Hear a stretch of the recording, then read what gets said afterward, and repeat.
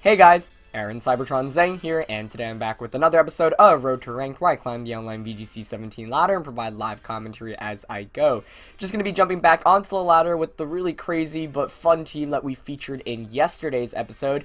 It's not exactly the most serious team, but I figured I would use it at least a little bit earlier on the lower ladder. I tried to record a couple of episodes yesterday, and my college Wi-Fi was just being super bad, and I disconnected from a bunch of games, unfortunately, so hopefully the Wi-Fi can keep up today. Not that rating really matters too much to me right now, but it would be nice to at least climb out of the 1500s relatively quickly. So it's win-loss right now pretty bad just because of a couple of bad DCs, but we're gonna find Noah with a rating of 1386 from Washington for our first opponent of the day. Not that many people are playing Battle Spot right now, apparently. And just in general, like, it's hard to even get matched up. I think the highest rating on Battle Spot's only like in the 1600s, so like getting points is actually kind of difficult earlier on. I guess you just have to hope to get matched up around 1500 rated opponents. But we're gonna get into the first game of this episode. As always, if you guys enjoy Road to Rank, please share support by leaving a like in the video. I'd really appreciate it. Noah's using a team of Oranguru, Garchomp, Marowak, Lapras, Minior, and Araquanid. So lots of interesting stuff there. I think I'm just going to go with my Honchkrow Crocodile setup. Yeah. Since my opponent has a relatively Trick Room based team, I can kind of hope for my opponent to maybe set up Trick Room for me, and I'm going to bring both my Spider and my Crab. So if you missed yesterday's episode, one of the kind of gimmicks behind this team is getting your self-critical hit. So with Crocodile's ability and the Crab's ability, you can get to +6 attack instantly, and then you've got multiple ways to crit, like Honchkrow, which has 100% crit rate with Night Slash and Scope Lens, and then Araquanid as well. So we see Oranguru and Lapras, which I think is pretty good for me. If Honchkrow gets a Sucker Punch critical hit onto Crocodile, which is 50%, then I kind of just win the game immediately.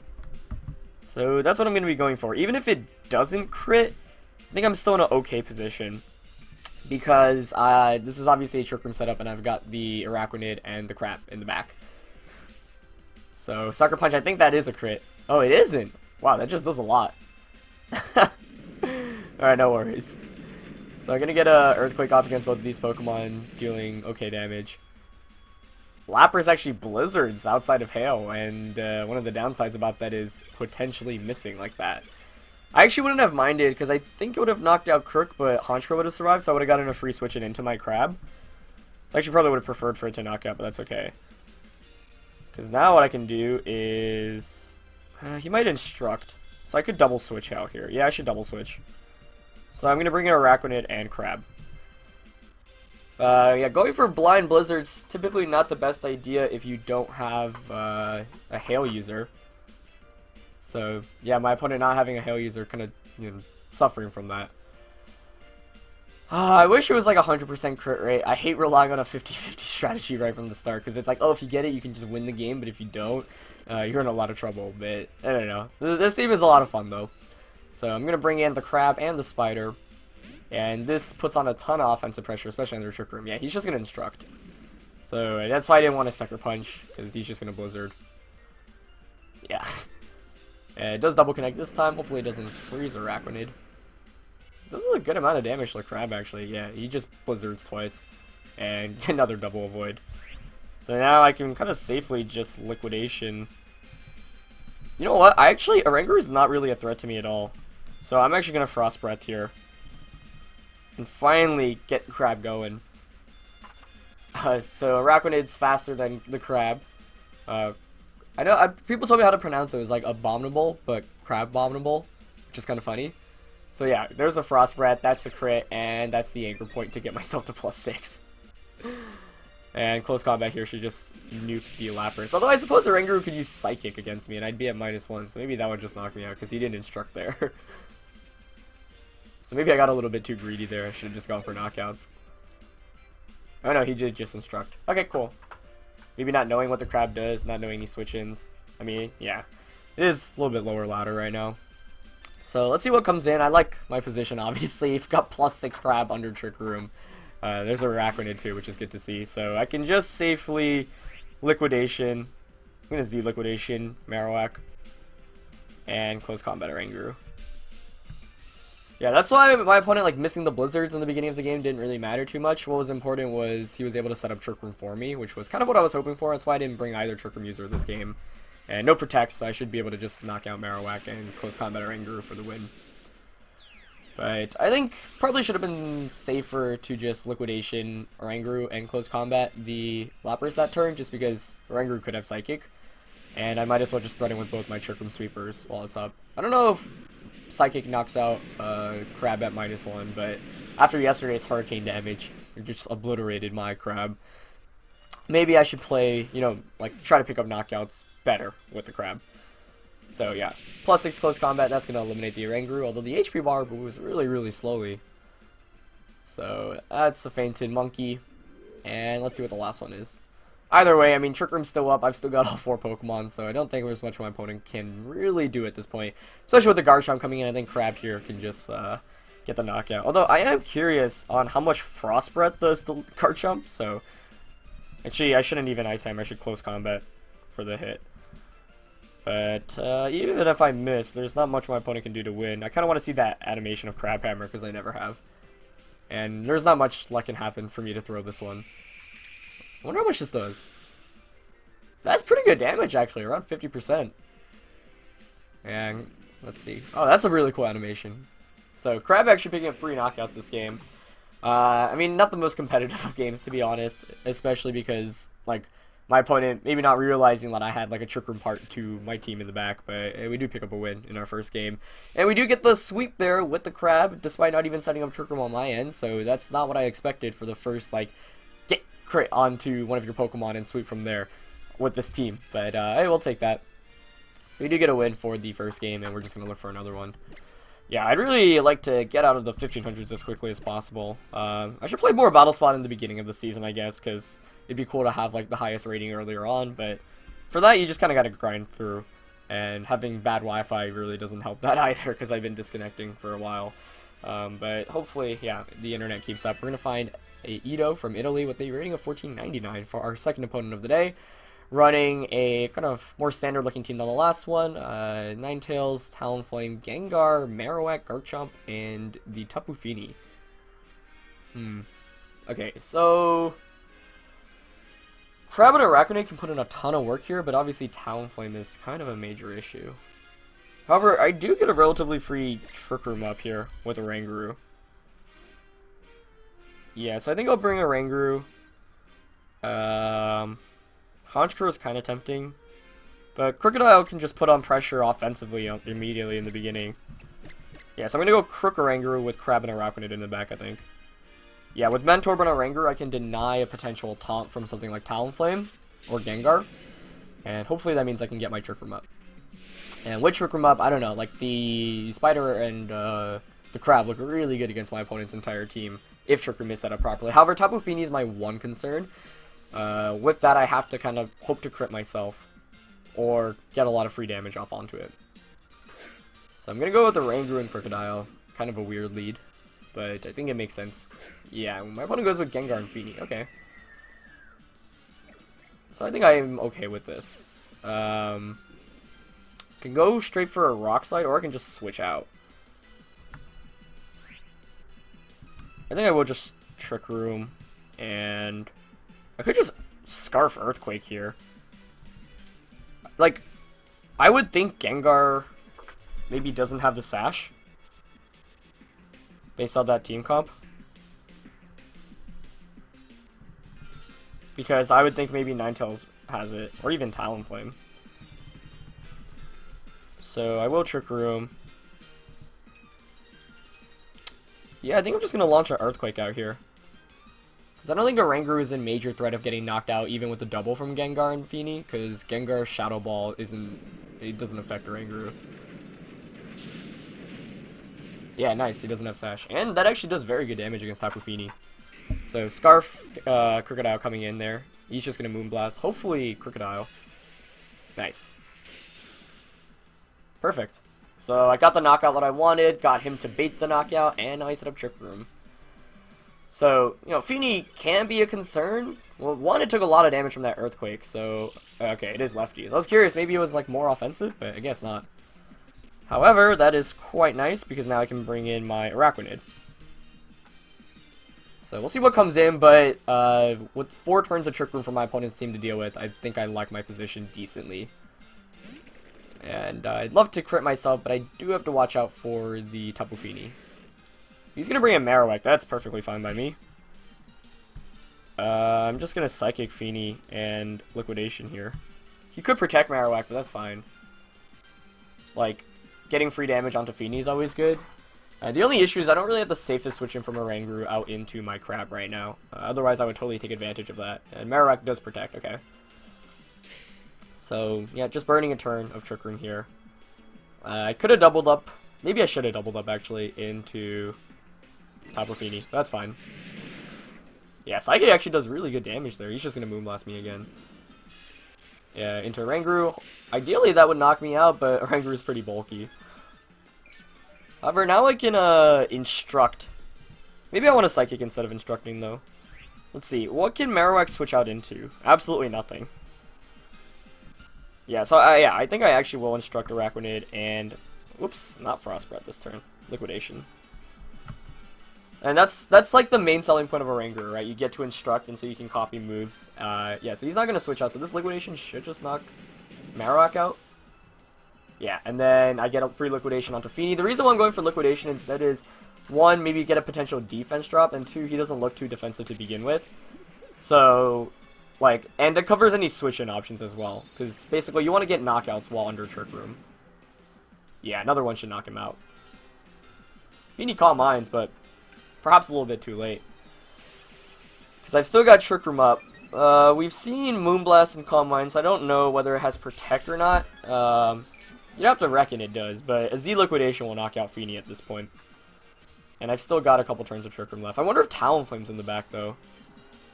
That's, I guess, my main concern. Oh, it is Talonflame. Okay. I actually have to watch out because of that. But I think I can just Psychic and Protect. Yeah. The only issue is if Talonflame protects here, which it very well could. So Araquanid's going to protect. Fini protects. Okay, that's fine. Not what I was targeting. Oh, wow. He's going for the Z move. That's cool. So, I think that's Supersonic Sky Strike, right? Yep. So it has priority thanks to Gale Wings first, but that's fine because I protected here. And he won't have priority next turn, and I still have one more turn of Trick Room. So that's good. Wow, that still does a lot of damage. Yeah, so the reason why I protected there is because of Talonflame's ability. Gale Wings got nerfed, so now he doesn't have priority after I get the Psychic off against him, which is super good. So with that, now I can safely go for another Psychic onto Talonflame, and I can just Z Liquidation into Tapu Fini for a knockout. Of course, if my opponent gets some double protects off right now, like the odds are in my favor, I could still lose this one, but I do like my position. Unfortunately, I couldn't really use the Crab here. So Talonflame did have Protect. So my opponent could have protected last turn potentially, but maybe he was just hoping to catch me off guard. But yeah, I mean, typically when you're like a little bit lower on the ladder, you just make, I don't know, the way I climb like is making relatively safe plays. For the most part, that can work out. Once you get higher up, like you have to, you know, be a little bit more, I guess, ambitious with your plays. But yeah, Hydro Vortex will just knock out the Tapu Fini here, as it does. Nice. So I was worried about knocking out Tapu Fini, but just getting that initial Earthquake off was a really big deal because it did so much damage. As Psychic goes into Protect. And Trick Room expires. But that's fine because Talonflame's a Pokemon that struggles in the sense that it takes a ton of damage from Recoil. So now I can just Trick Room and Liquidation. And it's saying, okay, you can either Brave Bird Oranguru for a knockout and you die or faint to the Spider, or he Flare Blizzes. Okay.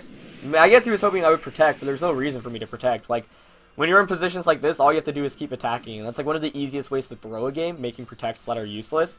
Like, there's no reason to protect there because it's like, okay, if you protect Araquanid and Talonflame actually gets up, or gets a knockout. I think, like, I guess here if I protected it would be fine because then it's Crab plus Araquanid against Talonflame. You can only knock out one of my two Pokemon.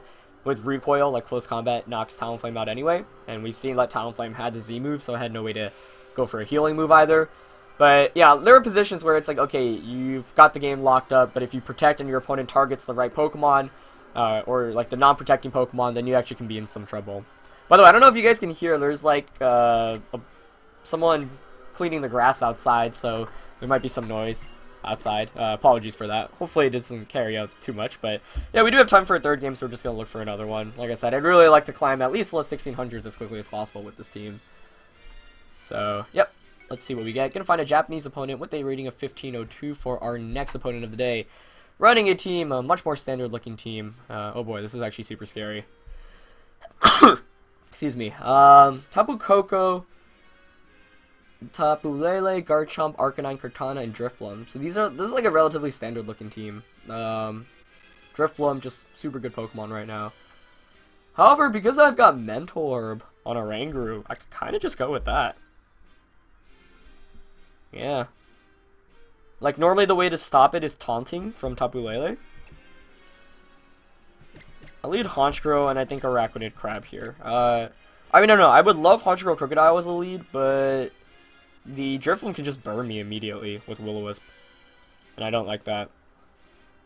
And I don't know, like, Trick Room definitely helps out a lot against my opponent's team, especially with the Mentor. So I'm going to lead this. Because if I were my opponent, I would probably just lead Lele Drifblim, but maybe my opponent's going to want to shut down Oranguru a little bit harder. The reason why I'm going with Honchkrow is I can bait an attack, so I actually want to get knocked out turn 1 immediately, but I can get a free Sucker Punch off before I faint. And if it's Drifblim Lele, then if that's the ideal lead, because then my opponent might be tempted to just taunt Oranguru, so if that's the case, I can just knock out Drifblim maybe with like a Night Slash, or go for a Sucker Punch critical hit immediately. But the idea is to get Trick Room, kind of like the last game, where it's like, okay, my Pokemon next to Oranguru fainted, I got 4 turns of Trick Room with my Araquanid in. Like, ideally you want to sweep with the Crab, but it is a little bit difficult to put yourself in positions because the Crab is weak to Fairy. So, like, in the last game, I couldn't really necessarily just bring it out, because, obviously, it suffered against Tapu Fini. But we see Lele Garchomp. I'm kind of torn on this lead, right? Because it's like he could just Tectonic Rage me. Most definitely is Tectonic Rage. Ugh, that's not fun.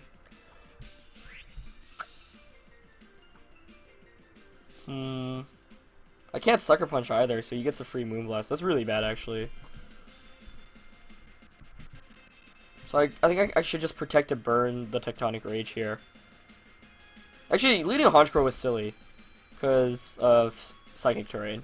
That was a bad decision. And I guess I'll go for a Night Slash crit onto Lele, in case he like doubles up onto Oranguru. Let's see. Oh, he just Rock Slided. Hopefully that means maybe a taunt coming through, or maybe he just did predict the Protect.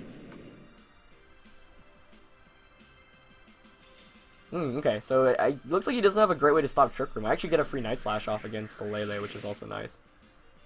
Gets that crit. Yeah, guaranteed crit with 100%. But now if he has Tectonic Rage, he just goes for that. But if you double up in an Oranguru like that, you must be expecting...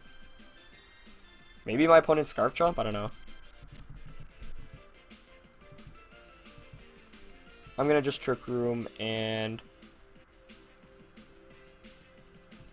Night Slash again into Lele. He is Tech Rage. What? I guess he was just covering his options last turn, but that's kind of frustrating because I could have just set up Trick Room immediately. Smart attacks by my opponent. That's quite bad for me. I don't think Oranguru can take this. Maybe I should have switched out. Ooh, I actually do hang on, but he's probably going to double up into it with the Moonblast. Yeah. Okay, so I'll knock out... Oh, Lele's actually Life Orbed. That would have been nice to get a free Night Slash onto a Garchomp slot. Yeah, so Lele will faint, but this is pretty bad for me because I can't get Trick Room up now. I'll bring the Crab. My opponent definitely brought Koko, though, and Koko gives my entire team a lot of issues. It's Kartana coming in. So you probably just Rock Slide and Smart Strike? Don't know if there's much I can do against that. Close combat, I guess.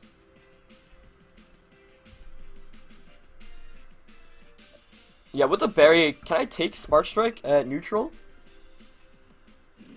I'm not sure. Probably not. Oh, crap. RIP. This game is so frustrating because I just Trick Room turn 1. I would have been in such a good position, but my opponent called me protecting, I guess. Which was a very good play. I actually avoid the Rock Slide, but that's not really going to help me too much, I think, at this point in the game. Yeah. I should know my Crab Calcs better. Like, if I should have switched into a Raquanid there, at least, to bait and attack. But there wasn't much I could have done this game after the first 2 turns. Like, this game kind of relied on me getting up Trick Room. So maybe I should have brought Porygon for another Trick Room user. I didn't think about that very well. Like, I just didn't anticipate Lele plus Garchomp, which was a pretty smart lead on my opponent's end. Is there any way I can win this? Well, Rock Slide did 104 damage. Let's say that gets a low roll and he doesn't knock a Raquanid out. Then maybe?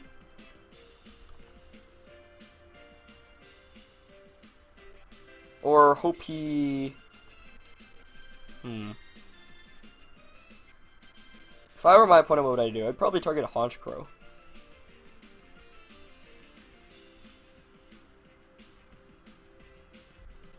Maybe I have to hope I can survive Rock Slide, just knock out Cortana. I think I've lost this one anyway. Alright, let's see. Yeah, so he smartly targets on Honchkrow. Without Protect, I can't really do anything to stop that either. So that was the right play. But I had to hope for my opponent to kind of mess up, basically. As we see Rock Slide come out. Yep. So that is going to be game. Definitely frustrating because turn 1, my opponent just Rock Slide and Moonblasted. That was a very smart play though to blow out my potential Protect, and it just denied me of Trick Room, which I'm really sad about. Maybe I should have just gone through it, but obviously it's like, oh yeah, if he did Z move me turn 1, then things would have looked really, really good because I don't have Trick Room. So it was basically a 50-50. Does he have the Z move? Does he go for it immediately on turn 1? And my opponent ended up making the better call. So I think that game would have been pretty one-sided based off those first 2 turns, because it's like, if you deny me of Trick Room, then I'm in a lot of trouble since I didn't go with my Crocodile setup.